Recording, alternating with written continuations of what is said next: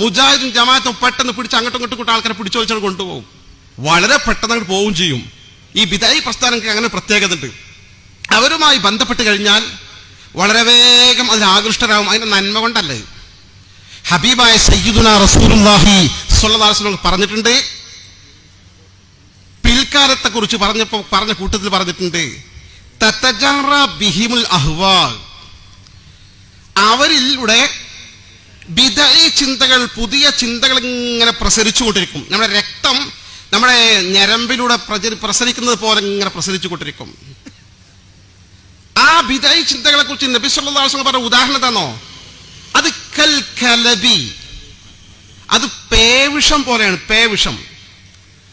ഈ മുജാഹിദ് പ്രസ്ഥാനത്തിന്റെ ആശയം എന്ന് പറഞ്ഞാൽ, ഞാൻ ഒരു പേപ്പട്ടിയാക്കി വെച്ച ആൾക്കാർ പറഞ്ഞ ഹദീസ് പറയുമ്പോ ഞാനൊന്നും ആക്കണ്ട, അള്ളാഹുവിന്റെ ഹബീബായ മുത്ത് റസൂലുള്ളാഹി സ്വല്ലല്ലാഹു അലൈഹി വസല്ലം പറഞ്ഞ വാക്കാണ് കൽ കലബി. ആ ബിദഈ പ്രസ്ഥാനം എന്നത് പേവിഷം പോലെയാണ്. പേവിഷം. പേപ്പട്ടി കടിച്ച് മരിച്ചു നമ്മൾ കേൾക്കാറുണ്ട്. പ്രതിരോധ കുത്ത് മുൻകൂർ വെച്ചിട്ടും മരിച്ചു എന്ന് പത്രത്തിൽ വായിക്കാറുണ്ട്. സത്യത്തിൽ പേവിഷബാധയ്ക്ക് ഇന്ന് വരെ മെഡിസിൻ കണ്ടെത്തിയിട്ടില്ല. വല്ലാത്തൊരു രോഗമാണ്. അള്ളാന്റെ റസൂൽ സ്വല്ലല്ലാഹു അലൈഹി വസല്ലമയുടെ ഒരു മുഅ്ജിസത്ത് കൂടി നമുക്ക് ബോധ്യപ്പെടുകയാണ്. 14 നൂറ്റാണ്ടുകൾക്ക് അപ്പുറം അള്ളാഹുവിന്റെ ഹബീബ് പറഞ്ഞത്, ഈ ബിദഈ ആശയം ഒരാളെ മനസ്സിൽ കടന്നുകൂടിയാൽ അത് പേവിഷം മനസ്സിൽ ശരീരത്തിൽ കടന്നുകൂടിയതുപോലെ പേവിഷ ബാധിച്ചതുപോലെയാണ്. എന്താ പ്രശ്നം? ലാ യബ്ഖാ മിൻഹു ഇർഖും വലാ മഫ്സിൽ.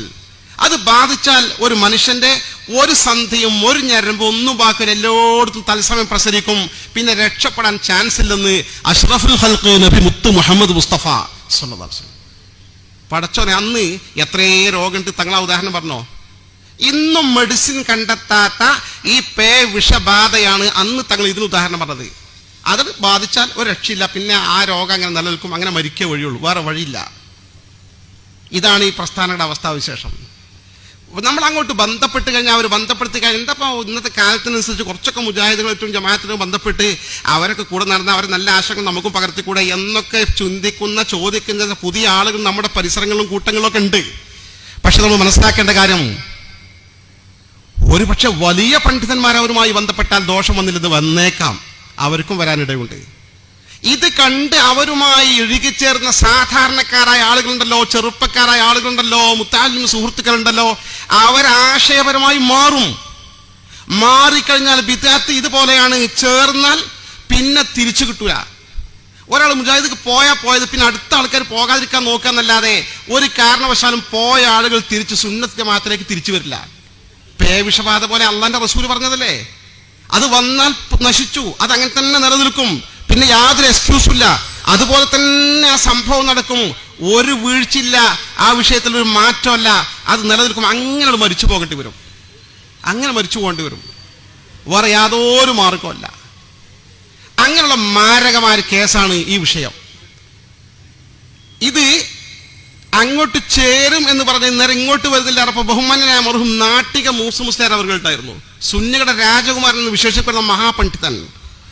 അദ്ദേഹത്തിന്റെ പ്രസംഗമൊക്കെ ഒന്നും യൂട്യൂബിൽ ലഭ്യമാണ്. തത്തുല്യമായ ഒരു പ്രഭാഷകനെ നമ്മൾ പിന്നെ കണ്ടിട്ടില്ല. അള്ളാഹു മഹാനവർക്ക് മഗ്ഫിറത്തും മർഹമത്തും നൽകി അള്ളാഹുന്റെ ജന്നാത്തുൽ നഈമിൽ മാസത്തിന്റെ ഹുർമത്ത് കൊണ്ട് ദർജ ഉയർത്തി കൊടുക്കുമാറാകട്ടെ. അദ്ദേഹം നല്ല മറുപടി പറയാൻ കഴിയും ഇങ്ങനെ ചോദ്യോത്തരം നടക്കുന്ന വേദികളിൽ. അദ്ദേഹം ചോദിച്ചു, നമ്മുടെ ആളുകൾ മുജാഹിദ് പ്രസ്ഥാനവുമായി ബന്ധപ്പെട്ടാൽ ആ മുജാഹിദ് പ്രസ്ഥാനത്തിലേക്ക് വേഗം ആകൃഷ്ടരാകുന്നുണ്ട്, അങ്ങോട്ട് പോകുന്നുണ്ട്. നേരത്തെ അവരെ നമ്മളൊരു സ്ഥാപനത്തിൽ കൊണ്ടുവന്ന് ചേർത്താൽ അവർ മുജാഹിദ് സുന്നിക്കേട് വരുന്നില്ല. അതെന്താ സംഭവം? ഇപ്പൊ നമ്മുടെ മുജാഹിദിന് കുറച്ച് കോളേജുകളുണ്ട്. നമ്മുടെ കുട്ടി പഠിക്കാനല്ലേ, തൽക്കാലം സൗകര്യത്തിന് വേണ്ടി എന്ത് ചെയ്യാ, കുട്ടി പഠിക്കലവിടെ പഠിക്കട്ടെ, ഒക്കെ ഇസ്ലാം ദീനല്ലേ, മറ്റൊന്നും ശ്രദ്ധിച്ചാൽ പോരെ വിചാരിക്കും. 6 മാസം കഴിയുമ്പോൾ കുട്ടി മുജാഹിദാവും. പിന്നെ നമ്മൾ എന്ത് തല കുത്തി മറിഞ്ഞ കാര്യമില്ല, കുട്ടീനെ സുന്നിക്ക് തിരിച്ചു കിട്ടൂല. അനുഭവമുള്ള ധാരാളം ആളുണ്ടാവുമല്ലോ. നേരത്തെ ഒരു മുജാഹിദിന്റെ സാധാരണ പ്രവർത്തകനെ നമ്മുടെ കോളേജിൽ കൊണ്ടുവന്ന് ചേർത്താൽ നമ്മൾ 1 വർഷമല്ല, 2 വർഷമല്ല, 4 വർഷമല്ല, 5 വർഷം കോഴ്സ് കഴിയുന്നവരെ ആ കുട്ടിനെ നേരാക്കാൻ ശ്രമിച്ചാലും ആ കുട്ടി മുജാഹിദ് പ്രസ്ഥാനം പിന്തിരിയില്ല. അതിന്റെ മഹത്വമല്ല, ബിദ്അത്തിന്റെ പ്രത്യേകതയാണ്. മഹാനായ നാട്ടിക മൂസ മുസ്ലിയാർ പറഞ്ഞിട്ട് ചോദിച്ചു, ഇവിടെ മുജാഹിദ് പ്രസ്ഥാനത്തിൽ ഇങ്ങനെ കോളേജിൽ ചേർത്ത കുട്ടികൾ വേഗം അങ്ങോട്ട് പോകുന്നു, നമ്മളെ കോളേജിൽ അവരെ കുട്ടികളെ ചേർത്താൽ അവരിങ്ങോട്ട് മാറുന്നില്ല, എന്താ സംഭവം എന്ന് പറഞ്ഞു. ഇവർ ഒറ്റ വാക്കിൽ മറുപടി പറഞ്ഞു, രോഗം പകരും, ആരോഗ്യം പകരില്ല എന്ന് പറഞ്ഞു. ബിദ്അത്ത് രോഗം പകരും, പെട്ടെന്ന് പകർന്നു കൊടുക്കും. ഇത് ആരോഗ്യമാണ് സുന്നത്ത് ജമാഅത്ത്, അത് പകരില്ല, അത് അങ്ങനെ തന്നെ നിൽക്കുള്ളൂ ചെയ്യുക. എന്നിട്ട് ഒരു ഉദാഹരണം പറഞ്ഞു, അത് സന്യാസിന്റെ താടി പോലെയാണ് എന്ന് പറഞ്ഞു. സന്യാസിന്റെ താടി പറഞ്ഞാൽ സന്യാസിന്റെ വിശ്വാസം ജീവികളെ കൊല്ലാൻ പാടില്ല എന്നാ. പ്യുവർ വെജിറ്റേറിയൻ ആണ്, ഒന്നും മാംസം ഒന്നും കഴിക്കൂല, കാരണം ജീവികളെ കൊല്ലാൻ പാടില്ലല്ലോ. അങ്ങനെയുള്ള സന്യാസി ഒരിക്കൽ ഇങ്ങനെ നടന്നു പോകുമ്പോൾ അബദ്ധവശാൽ എങ്ങനെയോ സന്യാസൻ താടിന്റെ ഉള്ളിൽ ഒരു ഉറുമ്പ് കയറിക്കൂടി. ഉറുമ്പ് ഇങ്ങനെ കടിക്കാൻ തുടങ്ങി. സന്യാസിക്ക് മനസ്സിലായത് ഉറുമ്പാണ്, പക്ഷെ ശരിക്ക് തെരഞ്ഞിങ്ങനെ എടുത്താൽ ഉറുമ്പ് ചത്തുപോകാൻ സാധ്യതയുണ്ട്, ജീവനെ കൊല്ലാൻ പാടില്ലല്ലോ. സഹിച്ചിങ്ങനെ നടന്നു, മെല്ലെ മെല്ലെ ഇങ്ങനെ ഒപ്പിച്ചു പോയി. ഭാഗ്യത്തിന് പോകുന്ന വഴിയിൽ ഒരു ഉറുമ്പിന്റെ കൂട് കണ്ടു സന്യാസി. അതിൽ താടി വെച്ചു കൊടുത്താൽ ഈ ഉറുമ്പ് കൂട്ടുകാരെ കാണുമായിട്ട് ഇറങ്ങിപ്പോകാൻ സാധ്യതയുണ്ട്, അതുകൊണ്ട് താടി കണ്ട് വെച്ചു കൊടുക്കാന്ന് വിചാരിച്ചു. വെച്ചു സന്യാസി. എന്താ സംഭവിക്കുക? ആ ഉറുമ്പ് അങ്ങോട്ട് ഇറങ്ങിപ്പോകുന്നതിന് പകരം മറ്റേ ഉറുമ്പുകളൊക്കെ ഇങ്ങനെ ഇങ്ങോട്ട് കയറിക്കൂടി. ഇതാണ് ബിദഅത്തിന്റെ ഉദാഹരണം. നമ്മൾ അവരെ നന്നാക്കി എടുക്കാൻ ബന്ധപ്പെടുത്തി ഇങ്ങോട്ട് കൂട്ടാന്ന് വിചാരിച്ച് അവരെ പരിപാടിക്കും കൂട്ടുകാരനും ഒക്കെ ആയി പോയാൽ നമ്മൾ അങ്ങോട്ട് പോകല്ല, ഒരു മനുഷ്യൻ അവിടെ നിന്ന് ഇങ്ങോട്ട് വരില്ല. ഇതാണ് ബിദഅത്തിന്റെ ഉദാഹരണമെന്ന് അഷ്റഫുൽ ഖൽഖ് മുത്ത് മുഹമ്മദ് മുസ്തഫ സ്വല്ലല്ലാഹു അലൈഹി വസല്ലം പഠിപ്പിച്ച ഹദീസ് നമുക്ക് കൃത്യമായി മനസ്സിലാക്കാൻ സാധിക്കുന്നു.